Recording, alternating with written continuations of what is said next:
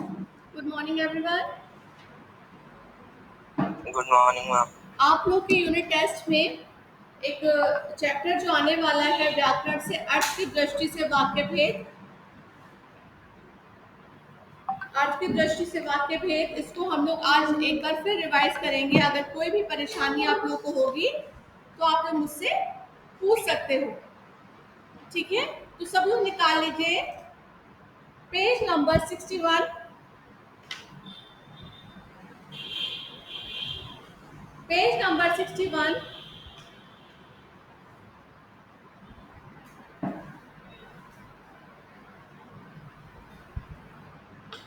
सब लोग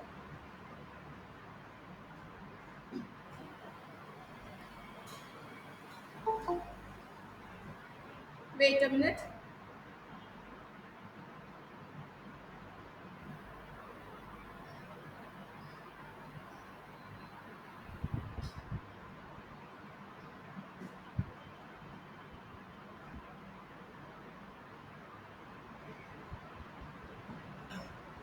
page number 61 है आपका अर्थ की दृष्टि से वाक्य भेद।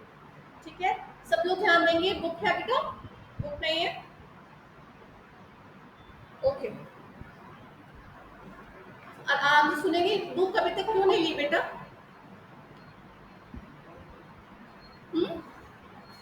आप बुक ले लेना।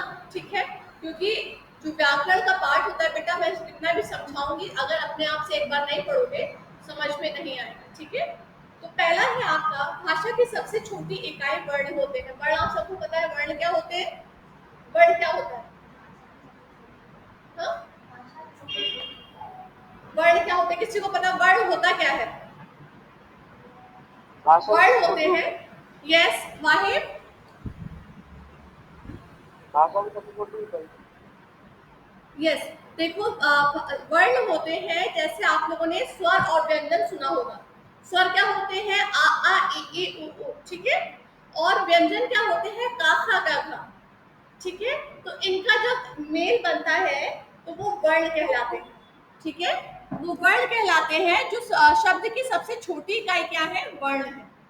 ठीक है, इन्हीं वर्णों के सार्थक समूह से शब्द बनते हैं। ये जो वर्ण होते हैं, स्वर और व्यंजन, जिनको हम वर्ण की बता रहे हैं, तो यहाँ पर उनका जब उनका एक समूह बनता है तो वो एक शब्द बनता है। जैसे तूबा का नाम ले लो, पलंग का नाम ले लो। प ल क, त उ की मात्रा, ब आ की मात्रा। ठीक है, तो हमने कुछ शब्द वर्णों को मिलाया तो हमारा क्या बना? एक शब्द बना, एक नाम बना। ठीक है, तो यहाँ पर बता रहे हैं और सार्थक समूह मिलकर वाक्य की रचना करते हैं। सार्थक समूह मैं पहले भी आप लोगों को सबको समझा चुकी थी। सार्थक समूह क्या होते हैं कि जैसे अभी मैं आपसे हिंदी में बात कर रही हूँ, हिंदी सबको आती है, तो ये आपके लिए सार्थक समूह में जो आपको मैसेज कन्वे करना चाहती हूँ, जो बताना चाहती हूँ, वो आप लोगों को सबको समझ में आ रहा होगा। अगर मैं अभी स्पेनिश में बात करने लगूँ या फ्रेंच में बात करने लगूँ, आई डोंट थिंक सो किसी को समझ में आएगा, क्योंकि आपको वो भाषा नहीं आती। अगर मैं थोड़ा बहुत उर्दू, जो जितना मैं जानती हूँ उसमें बात करूँ, आप लोगों को समझ में आया, क्योंकि हम लखनऊ में रहते हैं। लखनऊ में हमारे हिंदी और उर्दू का मेल वाली भाषा को हम लोग यहाँ पे बोलते हैं। अगर यही लैंग्वेज हम जब कहीं बाहर जाके बोलते हैं, अब बॉम्बे हो गया, गुजरात हो गया, जब हम लोग ऐसे करते हैं कि हमको ये चाहिए, तो वो लोग कहते हैं ये लखनऊ वाले हैं। क्यों? क्योंकि हम मैं को ज्यादातर जगह अपने लिए मैं को यूज करता है, मैं ये खाऊंगा। और हमारा लखनऊ में हम लोग क्या कहते हैं? हम ये खाएंगे। हम लोग अपने को हम बोलते हैं। ठीक है, लेकिन सब जगह पे ये मजाक उड़ाने वाली बात हो जाती है कि हम तुम और कौन, साथ में कौन है। लेकिन ये हमारी लैंग्वेज है, क्योंकि यहाँ पर मिली जुली भाषा बोली जाती है हमारे लखनऊ में, तो हमारी सार्थक भाषा हो गई। और निरर्थक क्या होता है? निरर्थक होता है कि हम बोल तो रहे हैं लेकिन सामने वाले को कुछ समझ में ही नहीं आ रहा है। हम कुछ भी मिला के गड़बड़ गड़बड़ गड़बड़ बोले चले जा रहे हैं। जैसे निरर्थक हम लोग के लिए होगा, एक छोटा सा बच्चा आप ले लीजिए। ठीक है, उसने चलना सीखा है, उसने बोलना सीखा है, तो वो क्या कहते हैं? उसे कुछ भी चाहिए होता तो सिर्फ इशारों में समझाता। और कौन समझता उसके इशारे? उसकी मम्मी और उसके पापा। उसकी मम्मी और उसके पापा उसके इशारों को समझ जाते हैं और उसको क्या चीज चाहिए वो उसको दे देते हैं। लेकिन अगर कोई बाहर वाला हो तो नहीं समझ पाएगा, उसके लिए उसका बोल क्या है, निरर्थक है, क्योंकि वो पानी को क्या करे, मम दे दो, मम, उसने मम बोल दिया, उसकी मम्मी को समझ में आया कि उसने पानी पीना है। तो ये हुए हमारे निरर्थक। सार्थक और निरर्थक आपको समझ में आया? क्लास समझ में आया बेटा? Yes ma'am. ठीक है।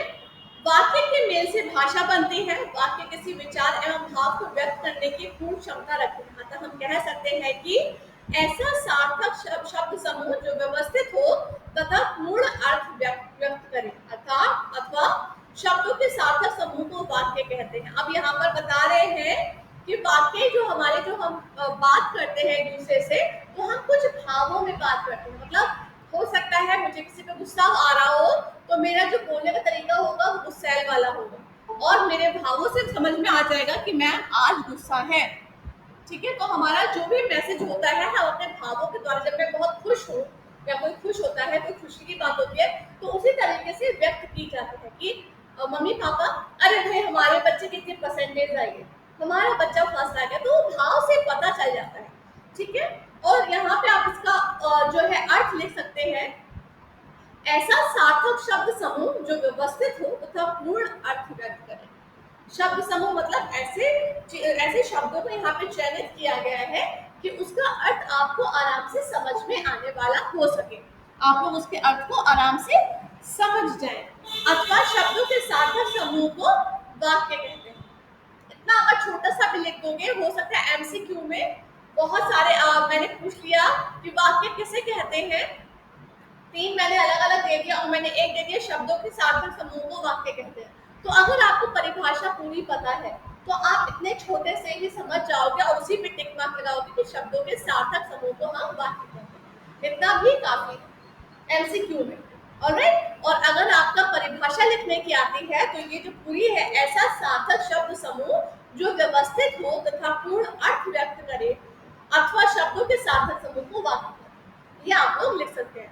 ठीक है। ये परिभाषा अगर लिखने को आती है, सब्जेक्टिव होता है, तो आप लोग इस तरीके की परिभाषा लिख सकते हैं। नहीं तो एमसीक्यू में आप सिर्फ इतना लिख सकते हैं, जब मैं आपको दूंगी कि क्या क्या है ऑप्शन जो होंगे, तो आप इस ऑप्शन में कि शब्दों के सार्थक समूह को वाक्य कहते हैं टिक मार्क कर देंगे तो आपका आंसर ठीक है। अब आता है, आप आगे देखिए, आपको निम्नलिखित, इसकी निम्नलिखित विशेषताएं होती हैं। Excuse me. वाक्य की निम्नलिखित विशेषताएं होती हैं। नंबर 1, सार्थक शब्दों के समूह को वाक्य की रचना होती है। सार्थक शब्दों के समूह से वाक्य की रचना होती है। मतलब जब आप जो भाषा आप जानते हैं उसके कुछ शब्द चुनते हैं और उसका जब एक पूरा वाक्य बनाते हैं तो उसकी रचना होती है। ये क्लियर है? नंबर 2, वाक्य अपने आप में एक पूर्ण इकाई है। वाक्य जो होता है वो अपने आप में एक पूर्ण इकाई होता है। मतलब है कि अगर आपने एक वाक्य बोल दिया तो सामने वाले को समझ में आ जाएगा। जैसे मैंने बोल दिया कि नेहा चलो पढ़ो, बात खत्म। ठीक है। अगर मैं बोलूं नेहा तुम पढ़ो, तो बात पूरी नहीं हो पाती, मेरा मैसेज सामने वाले को कन्वे नहीं हो पाएगा। ठीक है।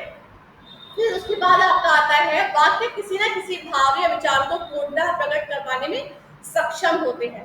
जैसे मैं कुछ वाक्य को इकट्ठा करके आप लोगों को समझा रही हूँ, तो हो सकता है कुछ बच्चों को समझ में ना भी आ रहा हो, लेकिन ज्यादातर को जो बात हो रही है, जो मैं विषय समझा रही हूँ, समझ में आ रहा होगा।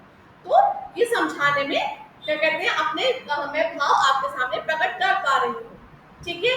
वाक्य में आने वाले शब्दों या पदों के बीच में निश्चित क्रम होता है, निश्चित क्रम होता है। ये समझ में आ गया आप लोगों को? फिर है, वाक्य की रचना उद्देश्य एवं विधेय के योग से बनती है। अब उद्देश्य और विधेय क्या है? वाक्य के अंग है उद्देश्य और विधेय। उद्देश्य वाक्य के 2 अंग माने जाते हैं। ध्यान रखिएगा कि मैंने अगर पूछा कि वाक्य के कितने अंग होते हैं, तो आपका उत्तर होना चाहिए वाक्य के 2 अंग होते हैं। ठीक है। इस चीज को ध्यान रखिए क्योंकि अंग पूछे जा सकते हैं। वाक्य कितने अंग होते हैं? तो 2 होते हैं। नंबर 1 है उद्देश्य और दूसरा है विधेय। नंबर 1 उद्देश्य, वाक्य के जिस वाक्य में जिसके बारे में कुछ कहा जाए वह उद्देश्य होता है, वह वाक्य का कर्ता कहलाता है। वाक्य में जिसके बारे में कुछ कहा जाए वह क्या होता है? उद्देश्य। तो अभी हमारा उद्देश्य क्या है? अभी हमारा उद्देश्य है पढ़ना। ठीक है। और उसमें हमने क्या लिया है टॉपिक? अर्थ की दृष्टि से वाक्य बोलो। तो ये हमारा क्या कहलाया? पढ़ना जो है उद्देश्य है। ठीक है।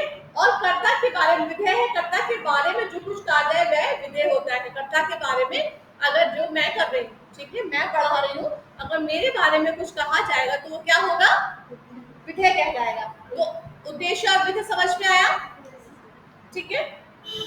उदाहरण जैसे बच्चे खेल रहे हैं, तो इसमें उद्देश्य क्या है, बच्चे, बच्चे हैं, और विधेय क्या है, खेल रहे हैं। फिर उसके बाद है पिताजी बाजार जा रहे हैं, तो इसमें उद्देश्य है पिताजी, और बाजार जा रहे हैं विधेय। फिर उसके बाद आता है अध्यापकों ने विद्यार्थियों को पुरस्कार वितरित किए, तो इसमें अध्यापकों ने क्या है, उद्देश्य। यस बेटा, अध्यापकों ने है उद्देश्य, और उसके बाद विद्यार्थियों ने पुरस्कार, विद्यार्थियों को पुरस्कार वितरित किए, ये है आपका विधेय। नंबर 4 है अरुणेंद्र जी चाय पी रहे हैं, तो इसमें उद्देश्य क्या है, अरुणेंद्र जी, और चाय पी रहे हैं इसका विधेय है, ठीक है। अब आ जाइए पेज नंबर 62, पेज नंबर 62। अब आता है वाक्य के आवश्यक तत्व, वाक्य के आवश्यक तत्व, वाक्य के आवश्यक तत्व निम्नलिखित हैं। नंबर 1 पदक्रम और दूसरा है अनुवृत्ति। पहला है पदक्रम और दूसरा है अनुवृत्ति। पदों के समूह में वाक्य इन्हीं के द्वारा मिलता है। नंबर 1 पदक्रम, पदक्रम की क्या परिभाषा होती है, बताओ नेहा, बताओ बेटा पदक्रम की परिभाषा। अर्थ को स्पष्ट करने के लिए पदों को उचित स्थान पर रखने के पदक्रम कहलाता है। Very good. अब आप लोग सब ऑनलाइन बच्चे वाले देखिए बेटा, पदक्रम क्या होता है, वाक्य के अर्थ को स्पष्ट करने के लिए पदों को उचित स्थान पर रखना ही पदक्रम कहलाता है। जैसे मोहन स्कूल जाता है, ठीक है, तो कर्ता, दूसरा है स्कूल कर्म, और तीसरा है क्रिया, ठीक है। मोहन स्कूल जाता है तो पहले आया कर्ता, फिर हुआ कर्म, और उसके बाद हुई क्रिया। फिर पॉइंट है आपका, हिंदी भाषा में पदक्रम का बहुत महत्व है, इसके बदलने से अर्थ का अनर्थ हो जाता है। हिंदी भाषा जो होती है इसमें बेटा पदक्रम का बहुत महत्व होता है। अगर आपने जरा सी गलती की तो अर्थ का अनर्थ का मतलब होता है कि आपकी जो आप समझाना चाहते हो सकता है दूसरे को वो बात दूसरी तरीके से समझ में आए। आपका इंटेंशन सही है लेकिन वो गलत हो जाए। जैसे यहाँ पे देखिए, जैसे राम को लॉटरी का एक टिकट मिला, ठीक है, फिर उसके बाद राम को एक लॉटरी का टिकट मिला, ठीक है। अब यहाँ पर है द्विकर्मक होने पर गौड़ कर्म पहले तथा मुख्य कर्म बाद में होता है। द्विकर्मक करने पर गौड़ कर्म पहले तथा मुख्य कर्म बाद में होता है। जैसे माँ ने बच्चे को दूध पिलाया, माँ ने बच्चे को दूध पिलाया, तो यहाँ पर बच्चे को गौड़ कर्म है और दूध जो है मुख्य कर्म है, ठीक है। जो बच्चा है वो गौड़ कर्म है और दूध जो है मुख्य कर्म है, ठीक है। फिर उसके बाद देखिए संबोधन एवं विस्मय सूचक शब्द वाक्य के आरंभ में प्रयुक्त होते हैं। जैसे वाह, विस्मय सूचक शब्द क्या है, ये वाह, ठीक है, वाह तुम आ गए। गौड़ बेटा गौड़ वाला है जो बाद में आता है, ठीक है, गौड़ वाला बाद में आता है, लेकिन कुछ चीजों में गौड़ वाला जो होता है उसकी प्रमुखता हो जाती है, उसको ज्यादा जोर से उसका उस चीज पे ज्यादा जोर दिया जाता है, ठीक है। गौड़ का मतलब होता है बाद में, ठीक है। अब आता है आपका यहाँ पर वाह तुम आ गए, ओह कितनी दुखद घटना है, ठीक है। अब इसके बाद आपका लीजिए सब लोग, संबोधन एवं विस्मय सूचक शब्द के आरंभ में प्रयुक्त होते हैं। संबोधन एवं विस्मय सूचक शब्द के शब्द वाक्य के आरंभ में प्रयुक्त होते हैं। ये तो तुम लोगों ने देख लिया। विशेषण विशेषण से पूर्व की क्रिया विशेषण क्रिया से पूर्व आता है। जैसे बहादुर लड़के ने बहादुरी का काम किया, मतलब यहाँ बताया बहादुर लड़का भी है और उसने बहादुरी का काम भी किया है। आप लोगों के क्लास में एक नया बच्चा आया है जिसका नाम है अर्जुन, अभी सब बच्चे उसको स्क्रीन पे देख पा रहे होंगे, ठीक है। यशमीत, वाहिब, प्रबल, और मैंने सृष्टि और मैंने पलक को भी बोल दिया है, ठीक है। अर्जुन को अगर किसी भी चीज की कोई हेल्प चाहिए सब्जेक्ट में, किसी भी सब्जेक्ट में, तो आप लोग उसकी हेल्प कर दीजिएगा, ठीक है। यशमीत, वाहिब, प्रबल, सृष्टि और पलक, ऑलराइट। Okay ma'am. उसने Okay. सबको हेलो भी लिखा है, ठीक है। तो आप लोग सब कोशिश कीजिएगा कि उसकी जितनी हेल्प हो सकती है आप लोगों से, क्योंकि यूनिट टेस्ट आने वाले हैं, ठीक। तो उसको बता देना कि यूनिट टेस्ट में कौन कौन से चैप्टर्स हैं। हिंदी के मैं उसको बता चुकी हूँ, और आप लोग उसको अदर सब्जेक्ट के बता दीजिएगा और उसकी हेल्प कर दीजिएगा। Alright, Okay, ma'am. ओके बेटा। अब इसके आगे आता है प्रश्न सूचक शब्द। प्रश्न सूचक, जैसे इसके नाम से ही आप समझ पा रहे होंगे प्रश्न सूचक क्या होते हैं। प्रश्न सूचक होते हैं हाँ या नहीं उत्तर वाले शब्दों के आरंभ में, जबकि ये अन्य प्रश्नवाचक शब्द वाक्य के बीच में आते हैं, जैसे क्या आप दिल्ली जाएंगे। तो यहाँ पे पहला क्या है, क्या, ठीक है, क्या आप दिल्ली जाएंगे, और यहाँ पे आया बाद में प्रश्न चिन्ह। फिर दरवाजे पर कौन खड़ा है, तो कौन कहाँ पे आया, बीच में आया है, ठीक है। कौन कहाँ पे आया है, बीच में आया, पहले नहीं कौन दरवाजे पर खड़ा है नहीं पूछा गया, यहाँ पूछा गया कौन दरवाजे पर, सॉरी, दरवाजे पर कौन खड़ा है। तो पहले वाले में सबसे पहले आया क्या, और जिसके दूसरे वाले में कौन कहाँ आया, बीच में आया। दोनों ही आपके प्रश्नवाचक शब्द है। फिर उसके बाद है क्रिया विशेषण। शब्द सदैव क्रिया से पूर्व आते हैं, जैसे सोहन तेज लिखता है, तो ये क्रिया विशेषण, ये उसकी विशेषता है, तेज लिखना जो है उसकी विशेषता है, ठीक है। आग्रह करने के लिए ना वाक्य अंत में आता है, जैसे तुम यह काम ना करो, ठीक है। फिर उसके बाद है आपका क्रम की दृष्टि से भाषा की विभिन्न इकाइयों में तर्क संगत निकटता होनी चाहिए। ऐसा न होने पर कभी कभी वाक्य अटपटे और हास्यास्पद हो जाते हैं, जैसे शुद्ध वाक्य जो है वह राधा नाच रही है, ठीक है, और अशुद्ध वाक्य क्या है, वो है राधा रही है नाच। तो दोनों ही अलग है, और दूसरा वाला जो अशुद्ध वाक्य है वो थोड़ा सा सुनने में भी अटपटा लगता है, राधा रही है नाच, ठीक है। तो यहाँ पर बताया गया। अब आता है अनविधि। अनविधि क्या होता है, वाक्य में विभिन्न पदों के लिंग, वचन, कारक अथवा काल का मेल रखना अनविधि कहलाता है। लिंग आप लोगों को पता है, लिंग क्या होते हैं, आप लोगों ने संस्कृत में पढ़े होंगे, लिंग होते हैं 3, लेकिन यहाँ हिंदी में हम लोग लिंग यूज करते हैं 2, एक स्त्रीलिंग और एक पुल्लिंग। यहाँ पर हम 2, और संस्कृत में हम लोगों को एक और लिंग सिखाया गया था, वो था नपुंसक लिंग, ठीक है, जो हम यहाँ पर यूज नहीं कर रहे। लिंग, वचन, वचन यहाँ पर हम 2 वचन यूज कर रहे हैं, एक वचन और बहुवचन। हम द्विवचन यहाँ पर यूज नहीं करते हैं, ठीक है, प्रयोग में नहीं लाते हैं। तो यहाँ पर हम करते हैं एक वचन या बहुवचन। और काल यहाँ पर आप लोगों को पता है, भूतकाल, भविष्यकाल और वर्तमान काल, ठीक है, काल भी आप लोगों को पता है। और मेल रखता है, इन सब चीजों का जब मेल होता है तो वहां पर क्या होता है, अनविधि कहलाता है। यह क्या कहलाता है, अनविधि कहलाता है। अब इसके बाद कर्ता कर्म क्रिया अनविधि, कर्ता कर्म क्रिया अनविधि। ख है इसका संज्ञा सर्वनाम अनविधि। ग है आपका विशेषण विशेष्य अनविधि, और ख है संबंध संबंधी अनविधि, ठीक है। तो इसमें कर्ता कर्म क्रिया अनविधि कौन पढ़ेगा, तुबा? यस बच्चे। कारक चिन्हों के रहित क्रिया कर्ता के अनुसार होती है, जैसे चंद्राक्षु पढ़ता है। यस, वेट बेटा, अब कौन पढ़ेगा, प्रबल? डू यू हैव बुक बेटा? Yes. ओके, कर्ता कर्ता कर्म क्रिया अनविधि पढ़ो। पॉइंट नंबर 1, पॉइंट नंबर 1, कारक चिन्हों से रहित क्रिया कर्ता के अनुसार होती है, जैसे चंद्राशु पढ़ता है। Very good. पॉइंट नंबर 2, वाहिद? यदि कर्ता परसर्ग युक्त हो और कर्म के साथ परसर्ग का प्रयोग न हुआ हो तो क्रिया को अनिति कर्म या पूरक के अनुसार हो, जैसे जैसे बालक ने पतंग उड़ाई। Very good. यशमीत? कर्ता के एक होने पर भी आदर देने के लिए क्रिया बहुवचन में होती है, जैसे माता जी सो रही हैं। Very good. आकांक्षा?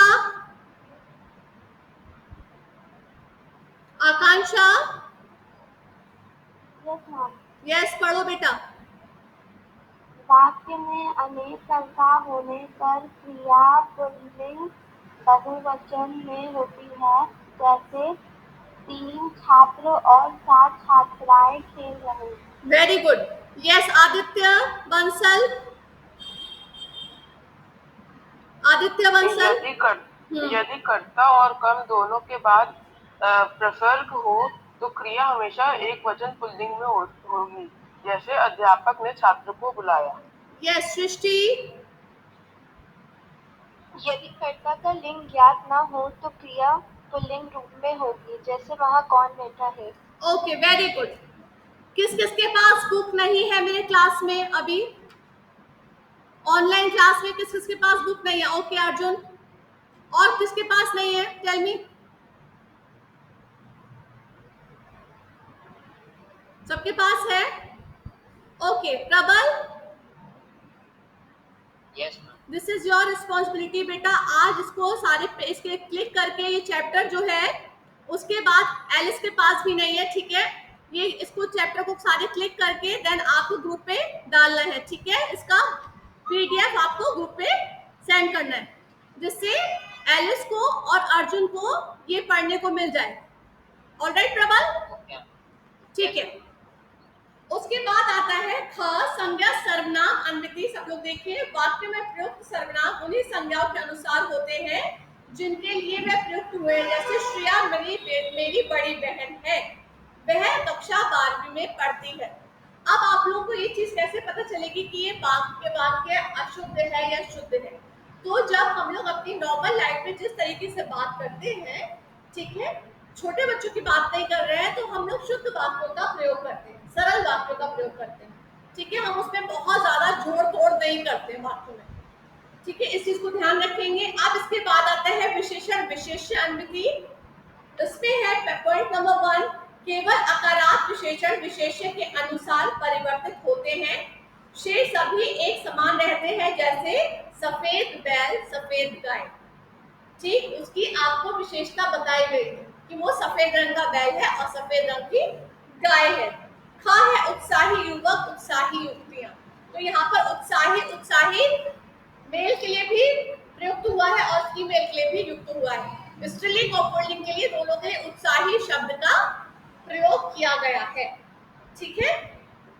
फिर है पॉइंट नंबर 2 है इसका, एक से अधिक विशेषण होने पर भी लिंग वचन विशेष्य के अनुसार होते हैं, जैसे सुंदर अच्छी लड़की पढ़ा रही है, ठीक है? सुंदर अच्छी लड़की पढ़ा रही है। अब ये ऐसा कोई बोलता तो नहीं है भाई, लेकिन फिर भी क्योंकि हमारे व्याकरण में है कि सुंदर अच्छी लड़की, मतलब वो अच्छी भी है, वो सुंदर भी है और वो पढ़ा भी रही है, ठीक है? इसके बाद ख है संबंध संबंधी अन्विति। तो इसमें है संबंध कारक का लिंग उसके संबंधी के लिंग के अनुसार होता है, जैसे ये है मोहन का भाई है, ये श्याम की बहनें हैं। वाक्य के रूप, वाक्य में एक होता है पूर्णांग वाक्य, एक होता है अल्पांग वाक्य। अब मैं आपको एक चीज समझा दूं, जो इसके पहले पेज नंबर 62 और पेज नंबर 63 में जो आप लोगों को ये चीजें समझाई गई हैं, वो इसलिए समझाई गई है कि आप लोगों को चीजें समझना आसान हो जाए। मतलब जो आप लोग पहले पढ़ चुके हो, संज्ञा सर्वनाम, ये सब चीजें आप लोग पहले पढ़ चुके हो, कि एक बार आपको वो ध्यान में आ जाए कि इसमें होता क्या है, ठीक है? लेकिन जो याद रखने योग्य बातें हैं वो अब आपकी आई है पेज नंबर 64 पे। पेज नंबर 64 पे अब आपकी जो आया है असल टॉपिक, यहाँ पे आता है कि अर्थ की दृष्टि से वाक्यों के भेद। तो अर्थ की दृष्टि से वाक्यों के कितने भेद हैं? अर्थ की दृष्टि से वाक्यों के निम्नलिखित 8 भेद हैं। ये आप लोग ध्यान रखिएगा कि अर्थ की दृष्टि से कितने वाक्य भेद माने गए हैं? अर्थ की दृष्टि से 8 वाक्य भेद माने गए। आज आपको प्रबल बेटा ग्रुप पे सेंड कर देगा, तो उस पर आप लोग देख लीजिएगा 8 कौन कौन से होते हैं। कौन बताएगा? कौन बताएगा? पलक कम हियर और यहाँ पे आके पढ़ो। वेट बेटा, बाहर 8 भेद जो माने गए हैं वो आपको पलक बताएगी। विधानवाचक वाक्य, जोर से थोड़ा सा। विधानवाचक वाक्य, प्रश्नवाचक वाक्य, इच्छावाचक वाक्य, आज्ञावाचक वाक्य, निषेधवाचक वाक्य, संदेहवाचक वाक्य, विस्मय सूचक वाक्य और संकेतवाचक। Very good. तो पहला है आपका विधानवाचक वाक्य, दूसरा है प्रश्नवाचक वाक्य, तीसरा है इच्छावाचक वाक्य, चौथा है आज्ञावाचक वाक्य, पांचवा है निषेधवाचक वाक्य, नंबर 6 है संदेहवाचक वाक्य, नंबर 7 विस्मय सूचक वाक्य और नंबर 8 संकेतवाचक वाक्य। अब इन वाक्यों के बारे में हम लोग कल अपने क्लास में पढ़ेंगे। Okay, thank you. बोला तो अब इतना आप लोगों को समझ में आया कि इसके 8 प्रकार होते हैं। ठीक है, अब आप लोग अपने नेक्स्ट क्लास की तैयारी कीजिए और अब इसके बारे में जितने ये 8 प्रकार है इनमें क्या क्या होता है, इनके अंतर्गत कैसे शब्द आते हैं, ये सब चीजें हम लोग अपने कल क्लास में पढ़ेंगे। Okay class, any problem? Okay, no ma'am. Unit test की तैयारी चल रही है सबकी? Yes ma'am. ये ध्यान रखना, ये टॉपिक मैंने इसीलिए लिया है क्योंकि आप लोग की यूनिट टेस्ट में आने वाला है। ओके अर्जुन, अर्जुन ये बेटा टॉपिक जो है यूनिट टेस्ट में आ रहा है तो इसको आप अच्छे से देख लीजिएगा, कोई भी प्रॉब्लम होगी तो समझ लीजिएगा। ठीक है, और ये जो बच्चे मैंने आपको बताया है यशमीत, वाहे, प्रबल, सृष्टि और पलक, ये बच्चे आपकी हेल्प कर देंगे और सब्जेक्ट्स में भी। ऑलराइट बेटा, okay, bye bye class, have a nice day, God bless you बेटा, बाय बाय बेटा, बाय बाय।